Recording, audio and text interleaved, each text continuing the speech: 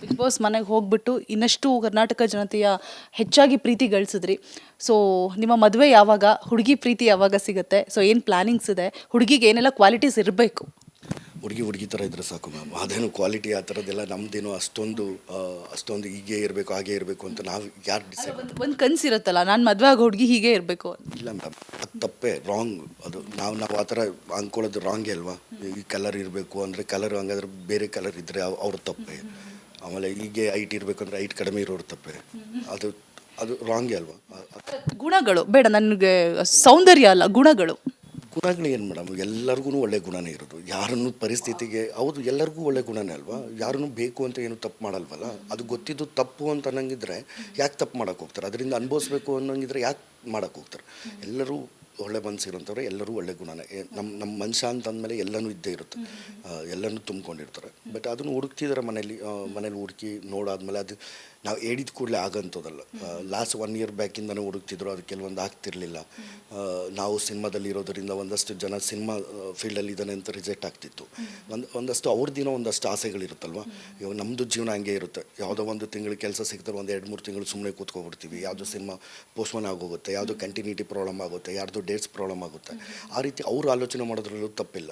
ಯಾವುದೋ ಕೆಲವೊಂದು ನಮ್ಮದು ಏನಂದರೆ ಹೆಚ್ಚಿಗೆ ಈ ಸಿನಿಮಾದವರು ಮತ್ತು ರಾಜಕೀಯದವರು ಏನಾದರೂ ಮಾಡಿದ್ರೆ ಹೆಚ್ಚಿಗೆ ಪ್ರಪಂಚದಲ್ಲಿ ಅಂದರೆ ನಮ್ಮ ಸಮಾಜದಲ್ಲಿ ಹೆಚ್ಚಿಗೆ ನಾವು ಬೇಗನೆ ಕಾಣಿಸ್ಕೊಬಿಡ್ತೀವಿ. ಆ ರೀತಿಯಲ್ಲಿ ಒಂದಷ್ಟು ಇದಾಯಿತು. ಹುಡುಕ್ತಿದ್ರೆ ನೋಡೋಣ, ಯಾವಾಗಾಗುತ್ತೋ ಅದು ಗೊತ್ತಿಲ್ಲ. ಅಂದರೆ ಅಮ್ಮದೇ ಫೈನಲ್ ಡಿಸಿಷನ್ ಅನಿಸುತ್ತೆ ಮದುವೆ. ಅಮ್ಮ ಅಪ್ಪ ತಂಗಿರು ಅವರು ಡಿಸೈಡ್ ಮಾಡ್ತಾರೆ. ನೋಡಿ, ಈ ಥರ ಹುಡುಗನ್ನ ಎಲ್ಲಿ ತರ್ತೀರಾ? ಇವಾಗಿನ ಕಾಲದಲ್ಲೂ ಅಪ್ಲಿಕೇಶನ್ ಹಾಕಿ ಅಮ್ಮಂಗೆ ಎಲ್ಲರೂ ಬೇಗ ಬೇಗ ಹಾಕಲಿ. ಇನ್ನು ಒಂದು ವಿಚಾರ ಹೊರಗಡೆ ತುಂಬ ಚರ್ಚೆ ಆಗ್ತಾ ಇದೆ, ನಿಮ್ಮ ಗಮನಕ್ಕೂ ಇದೆ ಅಂತ ಭಾವಿಸ್ತೀನಿ. ಮೋಕ್ಷಿತಾ ಅವರ ಪ್ರಕರಣ ನಿಮ್ಮ ಗಮನಕ್ಕಿದೆಯಾ? ಓಕೆ, ಅವ್ರದ್ದು ಬೇಡ, ಓಕೆ ಫೈನ್. ನನ್ನ ಬಗ್ಗೆ ಆ ಬಿಗ್ ಬಾಸ್ ಮನೇಲಿ ನಮ್ಮದು ಏನೋ ಒಂದಷ್ಟು ವಿಚಾರಗಳಿದ್ರೆ ಕೇಳಿ. ಬಟ್ ನನಗೆ ಅದು ಕೆಲವೊಂದೆಲ್ಲ ಅಂದರೆ ಏನಕ್ಕೆ ಅಂತಂದರೆ ನಾನು ಹೇಗೆ ನೋಡ್ತೀನಿ ಒಬ್ಬ ಮನುಷ್ಯನ ಅನ್ನೋದು ನನಗೆ ಅಷ್ಟೇ ಇರಲಿ ಅಂತ. ಆಮೇಲೆ ಅವ್ರು ಎಲ್ಲರೂ ತಪ್ಪುಗಳು ಮಾಡ್ತಾರೆ, ಏನೋ ಒಂದು ತಪ್ಪುಗಳಾಗಿರ್ಬೋದು, ಏನೋ ಒಂದು ಆಗಿರ್ಬೋದು. ನಾನು ಹೇಗೆ ಒಬ್ಬ ಮನುಷ್ಯನ ನೋಡ್ತೀನಿ, ನನ್ನ ದೃಷ್ಟಿಕೋನದಲ್ಲಿ ಹೇಗೆ ಕಾಣಿಸ್ತಾರೆ, ನಾನು ಅದಕ್ಕೆ ಸ್ಟಿಕ್ಕನ್ ಆಗ್ತೀನಿ. ಬೇರೆಯವ್ರು ಏನೋ ಹೇಳಿ, ಅವ್ರ ಅಭಿಪ್ರಾಯಗಳು ಹೇಳಿ ಅದಕ್ಕೆಲ್ಲ ಹೋಗಲ್ಲ. ಬಟ್ ನನಗೇನು ಅನಿಸುತ್ತೋ ಅದೇ ರೀತಿ ಇರ್ತೀನಿ. ಬಟ್ ನಾವು ಕಂಡಂತಹ ಮೋಕ್ಷಿತಾ, ನೀವು ಜೊತೆಲಿದ್ದು ಕಂಡಂತಹ ಮೋಕ್ಷಿತಾ, ಹೊರಗಡೆ ಆಗ್ತಾ ಇರುವಂತಹ ಪ್ರಕರಣದ ಬಗ್ಗೆ, ಸೊ ಬಿಕಾಸ್ ನೀವು ಅವ್ರ ಜೊತೆ ಅಷ್ಟು ದಿನಗಳ ಕಾಲ ಇದ್ರಿ ಅಂತ ನಾನು ಕೇಳಿದೆ ಅಷ್ಟೇ. ಓಕೆ ಫೈನ್, ಬೇಡ ಅಂದರೆ ನೋ ಪ್ರಾಬ್ಲಮ್. ಬಿತ್ತು ನನಗೆ ಅದ್ರ ಬಗ್ಗೆ ಏನೂ ಗೊತ್ತಿಲ್ಲ, ಅದ್ರ ಬಗ್ಗೆ ತಿಳ್ಕೊಳ್ಳೋಕ್ಕೂ ನಾನು ಪ್ರಯತ್ನ ಪಡಲ್ಲ. ನನಗೆ ಯಾರೇ ಒಬ್ಬರ ಬಗ್ಗೆ ಆಗಲಿ, ಇವಾಗ ನಾನು ಅಲ್ಲಿ ಬಿಗ್ ಬಾಸ್ ಮನೆಗೆ ಹೋಗಿರೋದ್ರಲ್ಲಿ ನನಗೆ ಧರ್ಮಕೀರ್ತಿ ಅವ್ರ ಜೊತೆ ನಾನು ಸಿನಿಮಾ ಮಾಡಿದ್ದೀನಿ.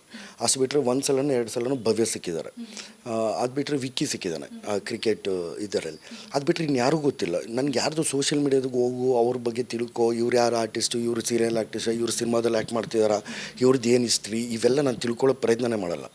ಫಸ್ಟ್ ಆಫ್ ಆಲ್ ಅದು ಆ ಗುಂಗಿಗೆ ಹೋಗಲ್ಲ ನಾನು. ನನ್ನ ಹತ್ರ ಹೇಗೆ ಮಾತಾಡ್ತಾರೆ, ನನ್ನ ಹತ್ರ ಹೇಗಿರ್ತಾರೆ, ನಾನು ಏನು ನನಗೆ ಎಷ್ಟು ಪ್ರೀತಿ ಕೊಡ್ತಾರೋ ನಾನು ಅದಕ್ಕಿಂತ ಹೆಚ್ಚಿಗೆ ಪ್ರೀತಿ ಕೊಡ್ತೀನಿ. ನನ್ನ ಹತ್ರ ಹೇಗೆ ನಡ್ಕೋತಾರೋ ಆ ರೀತಿ ನಡ್ಕೋತೀನಿ. ಅದು ಬಿಟ್ಟರೆ ನನಗೆ ಬೇರೆಯವ್ರ ಬಗ್ಗೆ ನಾನು ಆದರೆ ಒಳ್ಳೇದು ಮಾತಾಡ್ತೀನಿ. ಅದರ್ವೈಸ್ ಬೇರೆದೆಲ್ಲ ಏನು ಬೇಡ ಅಂತ ಅಷ್ಟೆ. ಇನ್ನು ಹನುಮಂತ್ ಅವರು ಕಪ್ ಗೆದ್ದಿದ್ರ ಬಗ್ಗೆ ಎಷ್ಟು ಖುಷಿ ಇದೆ. ಕಪ್ಪು ಅವ್ರು ಗೆಲ್ಲೋಕೆ ಅರ್ಹರಿದ್ರ? ಬಿಕಾಸ್ ಹೊರಗಡೆ ಟಾಕ್ ಆಗ್ತಾ ಇದೆ, ವೈಲ್ಡ್ ಕಾರ್ಡ್ ಎಂಟ್ರಿ ಮುಖಾಂತರ ಬಂದು ಹನುಮಂತುಗೆ ಕಪ್ ಬೇಡಿತ್ತು ಅಂತ ಹೇಳ್ಬಿಟ್ಟು, ತ್ರಿವಿಕ್ರಮ್ಗೆ ಬೆಟರ್ ಇರ್ತಿತ್ತು ಅಂತ. ಸೊ ಕೆಲವೊಂದು ಕಡೆ ನಿಮ್ಮ ಹೆಸರು ಕೂಡ ಕೇಳಿ ಬರ್ತಾ ಇದೆ, ರಜತ್ ಅವ್ರ ಹೆಸರು ಕೂಡ ಕೇಳಿ ಬರ್ತಾ ಇದೆ. ನಿಮ್ಮ ಒಪಿನಿಯನ್ ಏನು? ಅವರೇನು ವೈಲ್ಡ್ ಕಾರ್ಡ್ ಎಂಟ್ರಿ ಅಂದರೆ 50 ಡೇಸ್ಗೆ ಬಂದಿದ್ದು ರಜತ್ತು, ಇವರು ಬಂದಿದ್ದು 4 weeks ಆದಮೇಲೆ. ಬಟ್ ವೈಲ್ಡ್ ಕಾರ್ಡ್ ಎಂಟ್ರಿ ಅಂತ ಬಂದ್ರೂ ಪ್ರತಿಯೊಬ್ಬರೂ ಅವ್ರೂ ಅಲ್ಲಿ ಹೋಗಿ ಭಾಗವಹಿಸ್ಬೋದು, ಅವ್ರೂ ಅಲ್ಲಿ ಹೋಗಿ ಫೈಟ್ ಮಾಡ್ಬೋದು ಅಂಥವ್ರನ್ನೇ ಕಳಿಸಿರ್ತಾರಲ್ವ ಅದರಲ್ಲಿ. ಬಟ್ ಕಪ್ ಗೆದ್ದಿರೋದ್ರಲ್ಲಿ ತುಂಬಾ ಖುಷಿ ಇದೆ ಹನುಮಂತು. ಯಾಕಂದರೆ ಅವನ ವ್ಯಕ್ತಿತ್ವನೇ ಇವತ್ತು ಅವನ್ನ ಗೆಲ್ಲಿಸಿದ್ದು ಕಪ್ಪು.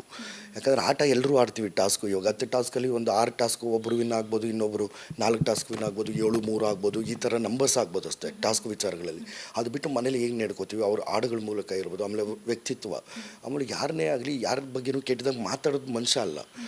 ಏನೋ ಟಾಸ್ಕ್ ವಿಚಾರದಲ್ಲಿ ಆ ಥರ ಇರ್ಬೋದು. ಆಮೇಲೆ ನಾಮಿನೇಷನ್ ಪ್ರಕ್ರಿಯೆಯಲ್ಲಿ ಅವ್ರಿಗೆ ಎಷ್ಟು ಬೇಕೋ ಅಷ್ಟೇ ಮಾತಾಡಿರ್ತಾರೆ. ಜನಗಳಿಗೆ ಇಷ್ಟ ಆಗಿದೆ, ವೋಟ್ ಮಾಡಿದ್ದಾರೆ, ಗೆಲ್ಲಿಸಿದ್ದಾರೆ, ಅದನ್ನು ನಾನು ಅಕ್ಸೆಪ್ಟ್ ಮಾಡ್ಕೊಳ್ಳೇಬೇಕು. ಆ ಕಪ್ಪು ಗೆಲ್ಲೋಕ್ಕೆ ಅರ್ಹತೆ ಇರೋದಕ್ಕೋಸ್ಕರನೇ ಅವನು ಇಲ್ಲಿವರೆಗೂ ಫೈನಲಿಸ್ಟು ಆಗಿ ಫೈನಲ್ಗೆ ಅಂತ ಬಂದು ಟಾಪ್ 2ನಲ್ಲಿದ್ದು ಕಪ್ ಗೆದ್ದಿದ್ದು. ಅರ್ಹತೆ ಇಲ್ಲ ಅಂತಿದ್ರೆ ಅದು ಸುಮ್ಮನೆ ಅದು ಆಗಲ್ಲ ಮೇಡಮ್. ಯಾಕಂದರೆ ಒಂದು ಸೋಷಿಯಲ್ ಮೀಡ್ಯಾದಲ್ಲಿ ನಾನು ಯಾವುದೋ ಹಿಂಗೆ ಸ್ಟ್ರೋಲ್ ಮಾಡಬೇಕು, ಅದನ್ನು ನೋಡಿದ್ರೆ ಯಾರು ಗೆಲ್ಲಬೇಕು, ಹನುಮಂತದ್ದು ಹೆಸರು ಇರುತ್ತೆ. ತುಂಬ ಕಡೆ ಹನುಮಂತು ಹೆಸರು ಇದೆ ಅಲ್ವಾ. ಆಮೇಲೆ ಗೆಲ್ಲಿ ವಿಕ್ಕಿ ಅವ್ನು ರನ್ನರ್ ಅಪ್ ಆಗಿದ್ದಾನೆ, ಫಸ್ಟ್ ರನ್ನರ್ ಅದು ಖುಷಿ ಇದೆ. ಅದರಲ್ಲೇನು ಬೇಜಾರಿಲ್ಲ ಏನಿಲ್ಲ. ಬಟ್ ಅವನಿಗೆ ಫಸ್ಟ್ ಅನೌನ್ಸ್ ಮಾಡಿದಾಗ ಗೆದ್ದು ಚಪ್ಪಾಳೆ ತಟ್ಟಿದವನೇ ನಾನು. ಯಾಕಂದರೆ ನಾನು ನೋಡಿದ್ದೀನಿ ಅವನ ಸರಳತೆ, ಅವನು ಹೇಗೆ ಬದುಕಿದ್ದ, ಅವ್ನು ಹೇಗೆ ಮನೇಲಿದ್ದ. ಆಮೇಲೆ ಫೇಕ್ ಅಲ್ಲ, ಫೇಕಾಗಿ ನೀನು ಒಂದಿನ 2 ದಿನ 1 ವಾರ ನಡ್ಕೋಬೋದು. ಬಟ್ 120 ದಿನ ಫೇಕಾಗಿ ಇರೋಕ್ಕಾಗಲ್ಲ ಒಬ್ಬ ಮನುಷ್ಯ. ಅವನ ವ್ಯಕ್ತಿತ್ವನ ಬಿಟ್ಟು ಇರೋಕ್ಕೆ ಅಂದರೆ ಹೇಗಿರಬೇಕು ಹಾಗೇ ಇರ್ತಾರೆ. ಹನುಮಂತು ಅವರಾಗೆ ಇದ್ರು ಅಂತ ಹೇಳ್ತಾ ಇದ್ದಾರೆ. ಹೌದು, ಹನುಮಂತು ಹಾಗೇ ಇದ್ದ. ಆಮೇಲೆ ಅವನು ಸಿಕ್ಕಾಪಟ್ಟೆ ಕೂಲಾಗಿ ತೊಗೋತಿದ್ದ ಟಾಸ್ಕು, ಇನ್ನೊಂದು ಮತ್ತೊಂದು. ಅವನು ಒಳಗೆ ಬರಬೇಕಾದ್ರೆ ಕಿಚ್ಚನ ಚಪ್ಪಾಳೆ ತೊಗೊಂಡ್ರೆ ಸಾಕು ಅಂತಲೇ ಬಂದವನು. ಆಮೇಲೆ ತೊಗೊಂಡ, ಅದು ಕಿಚ್ಚನ ಚಪ್ಪಾಳೆನೂ ತೊಗೊಂಡ, ಆಮೇಲೆ ಕಪ್ಪು ಗೆದ್ದ. ಬಟ್ ಆ ರೀತಿ ಮೈಂಡ್ ಸೆಟ್ ಇರೋಂಥವ್ರು, ಆ ರೀತಿ ಇರ್ತಕ್ಕಂಥ ವ್ಯಕ್ತಿತ್ವ ಇರೋದು ರೇರು, ತುಂಬ ರೇರ್ ಕ್ಯಾರೆಕ್ಟ್ರು. ತುಂಬ ಎಲ್ಲೋ ಒಬ್ಬೊಬ್ಬರು ಸಿಗ್ತಾರೆ. ಆ ಥರದ ವ್ಯಕ್ತಿಗೆ, ಆ ಥರ ವ್ಯಕ್ತಿತ್ವ ಇರೋ ವ್ಯಕ್ತಿಗೆ ನಂಗೆ ಕಪ್ಪು ಗೆದ್ದಿರೋದು ತುಂಬಾ ಖುಷಿ ಇದೆ.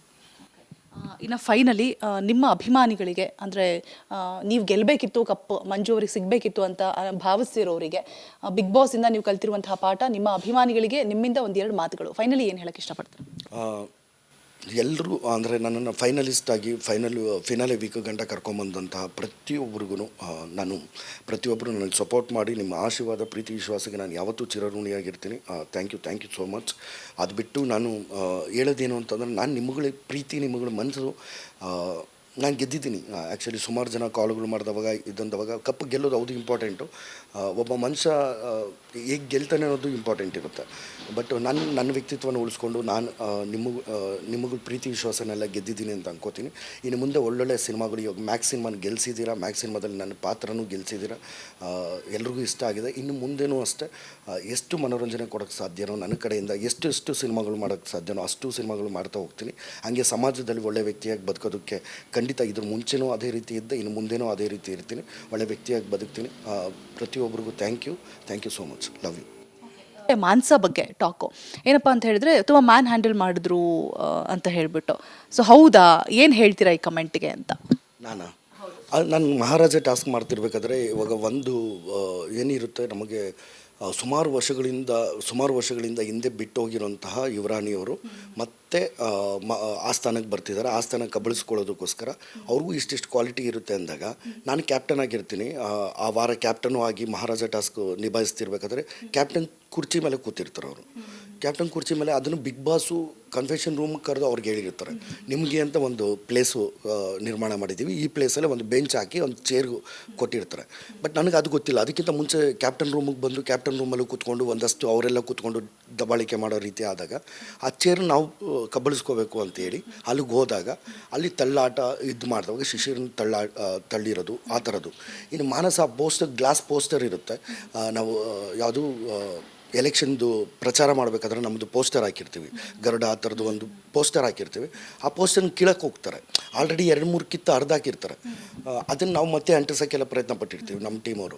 ಆ ಪೋಸ್ಟರ್ನ ಕೀಳಬೇಕಾದ್ರೆ ಹಿಂಗೆ ಕೈ ಅನ್ನೋದಷ್ಟೇ, ಅದು ಮ್ಯಾನ್ ಹ್ಯಾಂಡ್ಲಿಂಗ್ ಅಲ್ಲ, ಅದು ಬಿದ್ದಿದ್ದು. ಅದು ಮಾನಸವರು ಅಲ್ಲಿ ಇಲ್ಲ ಬಿಡಿ ಮಂಜಣ್ಣ ನೀವು ಬೇಕು ಅಂತೆಲ್ಲ ಕೈ ಹಿಂಗೆ ಅಂದಿದ್ದಕ್ಕೆ ಟಚ್ ಆಗಿದ್ದು ಅಂತಲೂ ಹೇಳಿದ್ದಾರೆ. ಶಿಶಿರವರು ಮಾತಾಡಬೇಕಾದ್ರು ಹೌದು, ಯಾಕಂದರೆ ಒಂದು ಮಹಾರಾಜ ಅನ್ನೋ ಒಂದು ಟಾಸ್ಕಲ್ಲಿ ಆ ಮಹಾರಾಜನಿಗೆ ಇದ್ದಿದ್ದು ಒಂದಷ್ಟು ಕಪಟಿ, ಒಂದಷ್ಟು ಏನು ದ್ವೇಷ ಮಾಡ್ತಾನೆ, ಒಂದಷ್ಟು ಕೋಪಿಷ್ಟ, ಇವೆಲ್ಲ ಆ ಪಾತ್ರದಲ್ಲಿ ಇದ್ದಿದ್ದಕ್ಕೋಸ್ಕರ ಎಲ್ಲರೂ ಎಳೆದಾಕೋದು, ಲೈಕ್ ಆ ಥರ ನಡವಳಿಕೆ ಇತ್ತು ಅಷ್ಟೇ. ಅದಾದಮೇಲೆ ಶಿಶಿರೂ ಅದನ್ನು ಒಪ್ಕೊಂಡ್ರು, ಇದು ಮಾಡಿದ್ರು. ಅದೇನು ಮ್ಯಾನ್ ಹ್ಯಾಂಡ್ಲಿಂಗ್ ಅನ್ನೋದು ತಪ್ಪಾಗುತ್ತದೆ.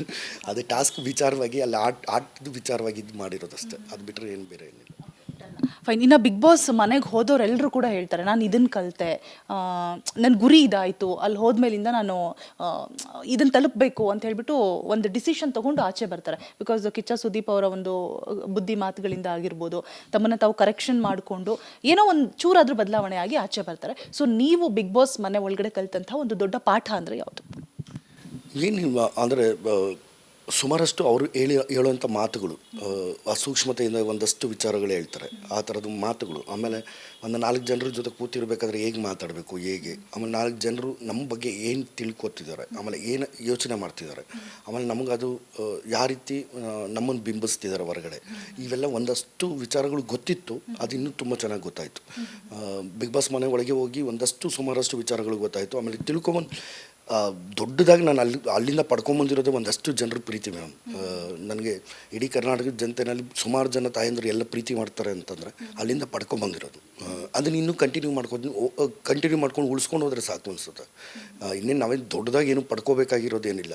ನಮ್ಮ ಜೊತೆಗಿರೋದು ನಮ್ಮ ತಂದೆ ತಾಯಿ, ನಮ್ಮ ತಂಗಿರು, ಇವ್ರನ್ನೆಲ್ಲ ನೋಡಿಕೊಂಡು ಇರೋವಂಥ ಒಂದಷ್ಟು ಜನ ಪ್ರೀತಿ ಮಾಡೋವಂಥ ಜನಗಳು, ನಮಗೆ ಒಳ್ಳೇದು ಬಯಸೋವಂಥವ್ರನ್ನ ಒಂದಷ್ಟು ಜನರನ್ನ ನೋಡ್ಕೊಂಡು ಹೋಗೋವಂಥದ್ದು, ಅವೆಲ್ಲ ಕಲಿಬೇಕಲ್ಲಿ ಕಲ್ತಿದ್ದೀನಿ ಸುಮಾರಷ್ಟು